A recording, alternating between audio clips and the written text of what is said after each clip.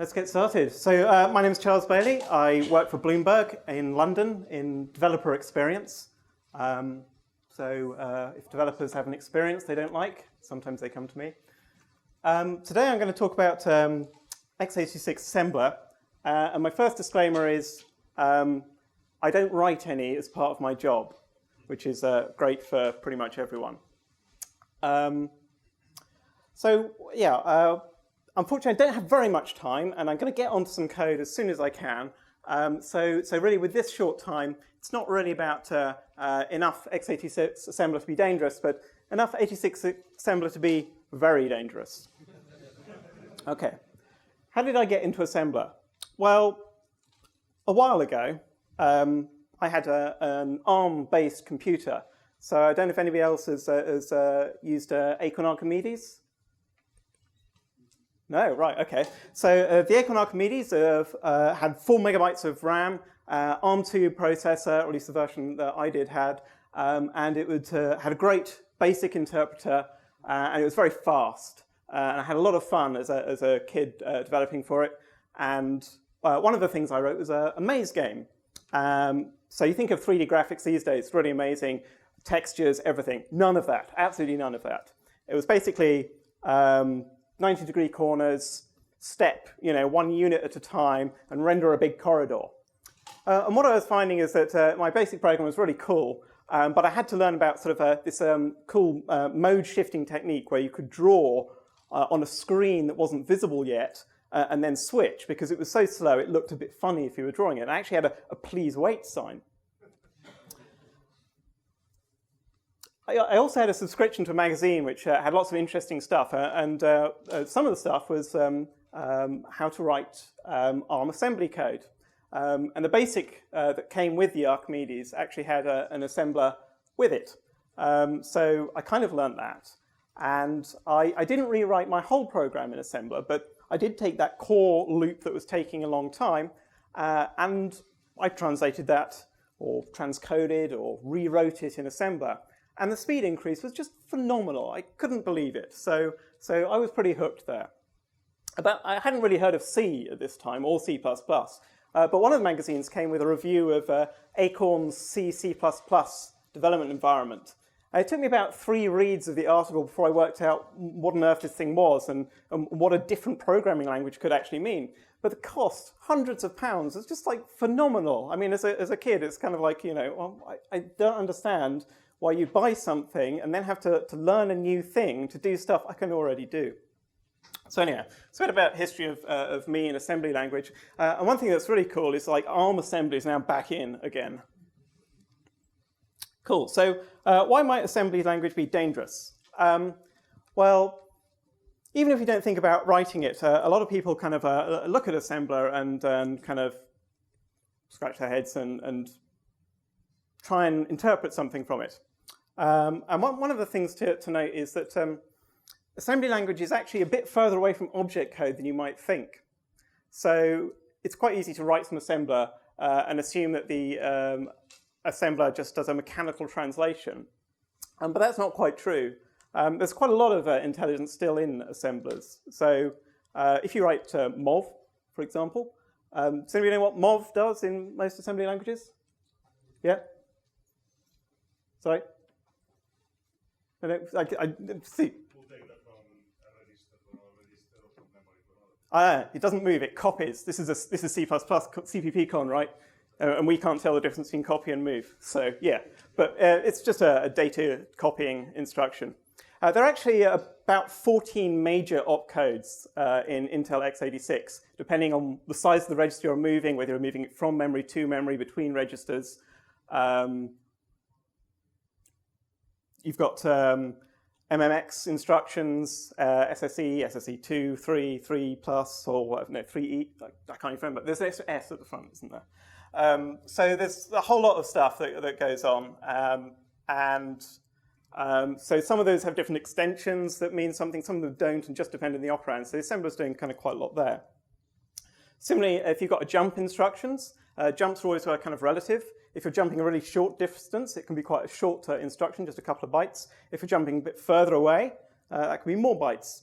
And the thing is like, the size of your code is now depending on what the assembler's chosen for these different things. So if it's managed to choose some quite short instructions, then suddenly a jump that might have not quite fitted in the shortest possible jump might suddenly now fit. So do assemblers need to take a second pass? Some of them do. So it's actually kind of there's quite a bit of difference between assembly language and object code. So the next myth is that chip manufacturers kind of like hard code their silicon to execute object code. And that's just not true. So it's just mind-boggling, the complexity of like a modern, well, not even desktop, but even a modern processors in your phone. They're just mind-bogglingly complex. And you can tell that this can't be true because Intel released microcode updates which affect the way that these CPUs execute object code. So sometimes they fix performance issues, sometimes they fix genuine bugs. Fantastically complex machines. So really, when it comes to assembly code, you can't kind of like look at it and say, oh, I can see, it's 2 instructions, it's going to be pretty performant. There's no substitute for measuring still. Okay, what about writing assembly code? It's like there are so many pitfalls, it's untrue. Every time I kind of look at some compiler-generated assembler, I normally see something that I don't quite understand. If I do the research, I see yet another pitfall. And these pitfalls can be, performance pitfalls. If you do this, it's not as performant as another way of doing it, which is less obvious. Or sometimes you actually hit, revisions of processors that have bugs. So, if you use some situations, if you use a single byte kind of return, there's some pipeline issues that mean that can be missed. You can actually get kind of bad code. So you end up having to use like a longer thing than is strictly necessary, and that can seem quite odd. So it's so complex that the summary is don't. But it is quite fun to do anyway. So I once was doing a challenge against a friend, and we were doing a poker hand evaluation. He did some stuff in C, and I had a look through all of the SSE instructions I could find, and I found some really cool instructions. You can do parallel adds and ORs and things, and I came up with sort of really cool ways to determine whether you had 4 of a kind or if you had a straight, because you can like shift everything across and like and it down and see if you've still got some non-zero stuff. So you can actually kind of like design really cool algorithms just based on some of these kind of quite obscure and cool opcodes. The sort of thing that's actually kind of difficult to do in C++, even if you know there are intrinsics around, it's kind of tricky. So if you shouldn't write it, and you've got to be careful with reading it, and it's not a substitution for actually measuring performance, why would you want to learn assembly language? Well, the keynote this morning is kind of like kind of Bjorn said it sort of better than I could. It's kind of like you should really care about what happens in the next level down, because without some understanding of the things that the layer you're working on are built on, you're not going to have a deep understanding of how things work, what makes things better. You can also learn about some of the trade-offs that happen under the hood based on the code that you write. So if you choose a different way of doing something, how does that affect the performance? You have to be very careful looking at assembler code. But in general, if you write some C++ that causes some code not to be generated or not to be executed, it's generally faster. You have to be a little bit careful. I wrote some assembly once, and I was removed a totally redundant instruction, and the performance went down. I was stuck on that for quite some time. Turned out what I'd done is I'd failed to put some data later on in the program in a different section. So it was actually just straight in the code section. And in the original version, it just happened to be aligned, so it was a really fast load. I removed a couple of bytes of instructions, and suddenly my code was misaligned, my data was misaligned, and the whole thing performed worse. So it's another pitfall to avoid. Good thing about writing assembly language, you always never have to worry about line length. So if you've in a company which 80 characters, assembly, it's never going to worry you. You never need to feel guilty about using a goto. In fact, a goto is so ubiquitous that in ARM assembly language, the opcode is a single character. It's just the letter B. for Bloomberg. The branch. But mostly it's fun. I do code because it's fun. Even C++, but cool. Annoyingly, the clock on my presenter display hasn't started, but we're going to get onto code pretty soon. In order to get on code, I'm just going to do enough architecture to get by. And what I mean by architecture is just a model of the computer as it pertains to the to your program, to your assembly program that you're writing. Sorry, the assembly code that you're looking at. We're not writing assembly code. I've recommended against that, haven't I? Okay, so I'm just going to talk about three things: registers, your virtual address space, and stack. So registers are very fast memory locations, and they're the things that can be sort of directly manipulated by the CPU. You can't point to a place on silicon where they are in these modern CPU architectures. They do cunning stuff like register renaming, so some move instructions don't actually do anything.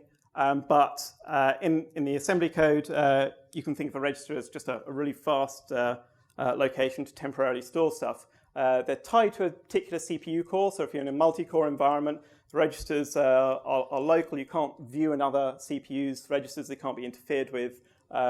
That's kind of part of what makes them fast as compared to a memory location. I'm going to talk 32-bit assembler because I'm kind of short on time. It's simpler.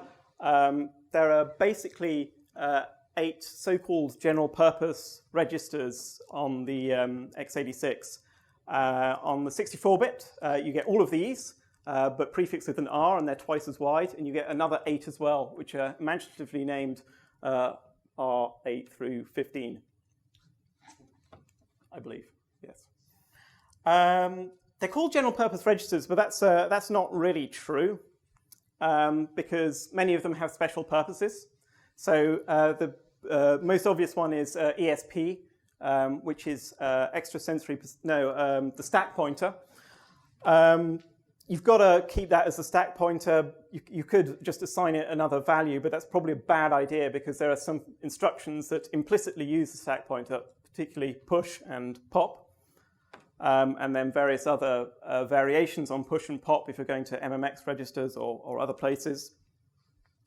EBP, the base pointer, it's used in functions as a record of what the stack pointer is when you got into a function. So you can think of the range between the base pointer and the stack pointer as kind of local variables, kind of. It's not quite that strict. EAX is very important. That's used as a return value for short return values, so ints, pointers, and things. And then various other ones have got kind of specialties like ECX. There's kind of loop instructions that sometimes use it. Some calling conventions use ECX as the this pointer. But yeah, ESP, EBP, and EAX are the kind of most special purpose. It's a simplification, anyway. And then there are the true special purpose registers. There are kind of 2 obvious ones. There's the instruction pointer, which is prefixed with E or R, depending on whether in 32 or 64-bit mode. In ARM, it's known as PC, the program counter. It's all the same thing. You can't generally write and read from the program counter directly. You said you use kind of like different instructions. So if you call a function, use the call. That will cause the instruction pointer to jump to the location that you're calling, and execution will continue from there. You can then actually examine the stack because when you call, a return address will be put on the stack, so you can tell what the instruction pointer, what value it had before the call as well. And then there's the flags registers, and the flags registers are really about the kind of most used for conditional stuff. So flags tend to get set on arithmetic and logical operations like AND and subtract, and you can get things like the carry flag and the 0 flag. And then you can test them subsequently. So there are the most popular conditional instruction are the jump instructions. There's a whole lot of jump instructions that can be conditional on flags. So you can test whether some value is less than another and jump to a particular location if it is, just carry on executing if it isn't. Virtual address space. So pretty much everything that isn't kind of registers that you read and write from is something in your virtual address space. And these days we have the luxury of flat memory models, so we don't segment things up a bit. So all of your code tends to get an address in the address space somewhere, and then other stuff too. So dynamically, so your code is mapped in from your executable, so you can static data as well. Then when you dynamically allocate stuff, that also goes into your address space somewhere. And then finally, the stack also lives somewhere in your virtual address space. And you can just read and write locations from your virtual address space as you see fit. Generally, stuff that's mapped in from executables can be kind of mapped around the address space somewhere. Stuff that's kind of dynamically allocated, it tends to get kind of like mapped from low addresses kind of upwards a bit.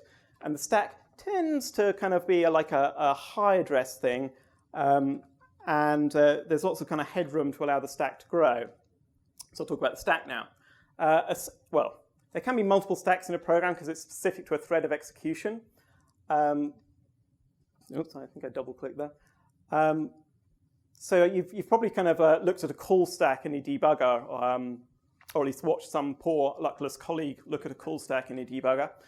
And it's kind of, just it's function calls. In x86, as with many architectures, the stack is actually a kind of combination. So it contains return addresses, so it contains the call stack.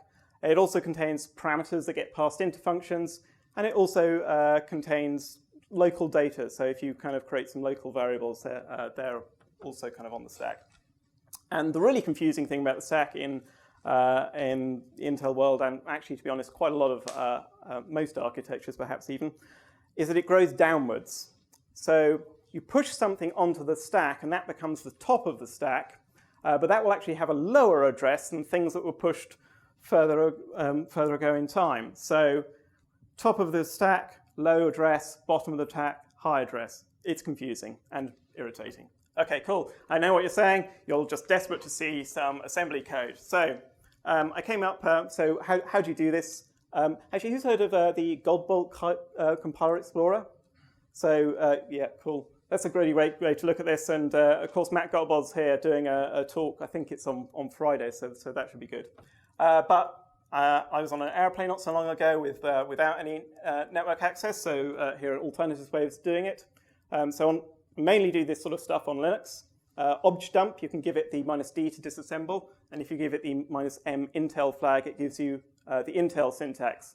There are two kind of common syntaxes for x86. I always try and go for the Intel because it matches Intel's documentation. You can tell your compiler to generate assembler instead of generating objects, so the -S. And again, you can give it a hint not to give you AT&T syntax, which is the other one. And if you're in a debugger, so in GDB, you can just type disassemble, it'll disassemble the current function. If you're on Windows, so I was playing around on my Windows machine, and if you have Visual Studio, it's even easier. You just kind of open the disassembly window. Once that window has focus, your step in and step out happens at the assembly instruction level. It's really cool, really easy to use. So here's a simple example. Here's a function that adds two numbers together. I gave it a basic G++ invocation to this. When you generate assembler, there tends to be a whole lot of noise, very important noise for handling things like exceptions and position-independent code. Well, to be honest, on 64-bit stuff, the position-independent code you get for free, but on 32-bit, there's some clutter involved with that. So if you pass these short options, you get some nice, simple assembler. Cool. That's actually kind of pretty readable. So the first two instructions there are a standard kind of prologue for maintaining your stack. So generally what happens is every function records the stack at the beginning of its function in the base pointer, that's EBP. And then when it calls the next function, the call will store the return address, so the address of the instruction following the call, on the stack. So what these two instructions do is set up what's called a new stack frame. We're saving what the base pointer from the previous function, and then we're recording the value of the stack pointer in our base pointer. Okay, time for a diagram. So on entry to a function, this is roughly what things look like. So my function is executing, and the top of the stack is going to be the return address I'm going to go back into. The base pointer is the previous function stack pointer after it saved the base pointer of the function that called it. So you can see the loop back. That's a base pointer pointing to a previous function's base pointer. And what those two functions I showed on the previous slide are going to do is form that loop back, so that so I'm going to push the base pointer, so the stack pointer will move down one, and then into that new location we're going to store the value in EBP, which will then kind of effectively point back to where the EBP pointer is at the moment.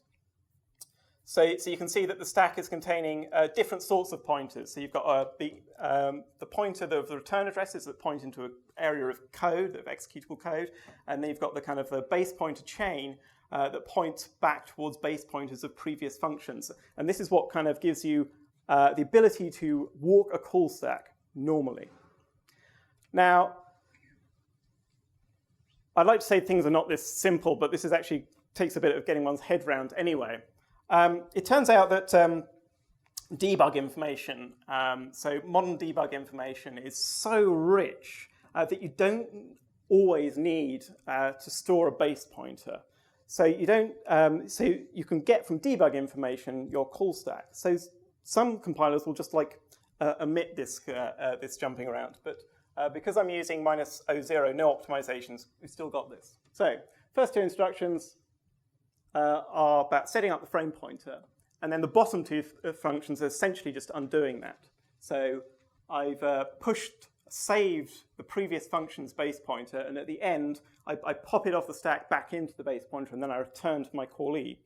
And then the rest of those three instructions are the meat of it. And all it's doing is again, the stack contains data. One of the things that happens before I get called is the parameters for me to get pushed onto the stack. So EBP plus 8 and EBP plus 12 are the two parameters. They get moved into two registers, EDX and EAX. So it's the move instruction in Intel syntax. The destination is the first parameter. So I'm moving the parameters into EDX and the next parameter into EAX. The add instruction is like a plus equals. It adds EDX onto EAX. And EAX, as I mentioned earlier, is used for the return value for short things. So there it is. It's in the right place. And so when I return to my caller, that answer is in EAX, the correct place. Cool. How long have I got? Cool. Excellent. So C++, this is CppCon. So finally, I get to do just a little bit of C++. I've got a demonstration class here. I believe that Nico Jasutis is doing the nightmare of move semantics for trivial classes. So go to his talk to find out why all of this is a bad idea. But one of the things that I kind of like looked at before is like often we're taught to implement operator plus in terms of operator plus equals because you can reuse code and make things simpler. But how should we do this? So here are two possible candidates. Does anybody want to vote for the top one? And who wants to vote for the bottom one? No, you're all on the fence, really.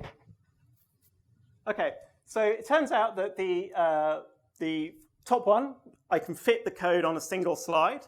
I've demangled a couple of things. So you can see that there's a copy constructor. That's unsurprising, because if you look, I create a temporary. I then do a plus equals, and I return it. So that's cool. So I've got a copy constructor, and I've got an invocation of plus equals. So candidate 2 is interesting because it does pretty much the same thing, but afterwards it has more stuff. It has another copy constructor and a destructor. It creates an extra template. Does anybody know why that is? So, so why does that not happen in the second example? Yeah, do you know why? I mean, why it doesn't? I think it returns, name variable. Yeah, so it returns a name value, but you can still have a return value optimization even without a name. Yes? There's two temporaries, so it has to construct and destruct both of them after turning out. Yeah, so I mean, the key thing is that the operator plus equals returns a reference. Now, by convention, that reference is to the this that's passed in, but there's no way for the compiler to know that, so it has to create another temporary, which is kind of annoying because the bottom one looks neater, at least I think. I could go through and this line by line, but that's probably not going to be helpful. So there's a few minutes for questions. Yes? Do you want to should we use them?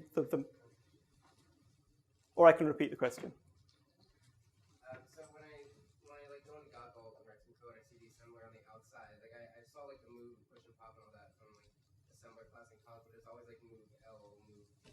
Like there's always these little like additions to the end. What are those?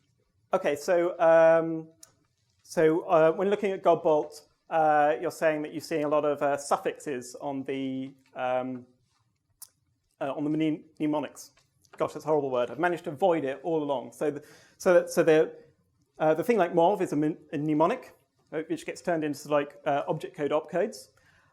So it depends on the syntax you've been looking at. So if you've been looking at AT&T syntax, the suffix is generally a way of saying what size of operand you're looking at. So L is kind of long. Anyway, it's 4 bytes. W would be just 2 bytes, and Q is a quad word, so 64-byte length. However, you have to be slightly careful because if you look at the Intel reference manual, the mnemonics have variable length. So there's mov, but there is also, I believe mov Q is actually, there's a mov which got an extra letter, which is an SSE mov, and it isn't just a suffix one. And this is another great reason for avoiding AT&T syntax, is because telling what's a suffix and what's part of the mnemonic and then looking up the right thing in the documentation is kind of hard. Yes? Just a comment from slide 1, slide 2. I think that just in general, the version 2, oh no, it was like way later, like near the end. Oh, slide 1, slide 2. Sorry, I meant the 2 versions of plus equal. Oh, this one. Yeah, so the second version. No, sorry, I've lost it. That one. Yeah, so the second version won't qualify for RVO. So in general, it will, I mean, regardless of what happens, it will not be optimized as well as the first one. Just a comment. So the comment is the second one's not available for return value optimization. Yeah, and the reason is because it's a reference that's coming in. So it's an L. Well, it's effectively an L value, so it needs to be copied.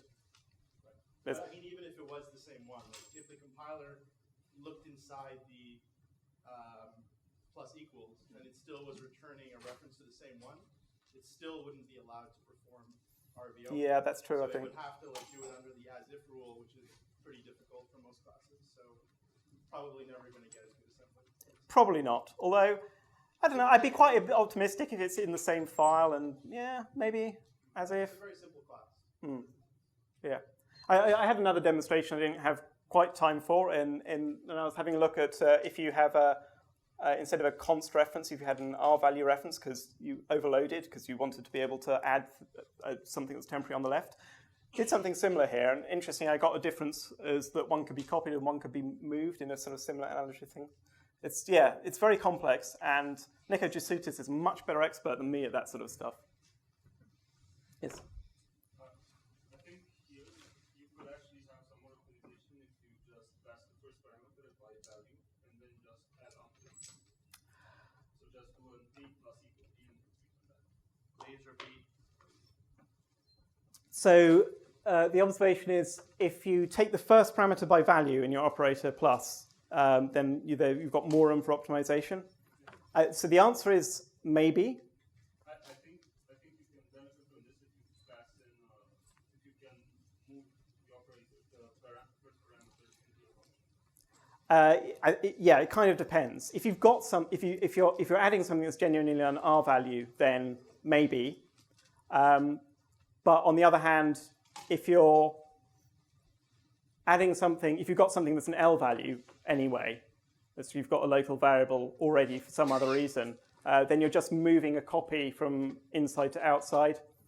So, and if you do move that copy outside, then you don't get the RVO, the NRVO in the top one. So it varies. So thank you very much. That's all we've got time for. But you can kind of like hassle me afterwards, and do go and see our stand just downstairs from here. Thank you.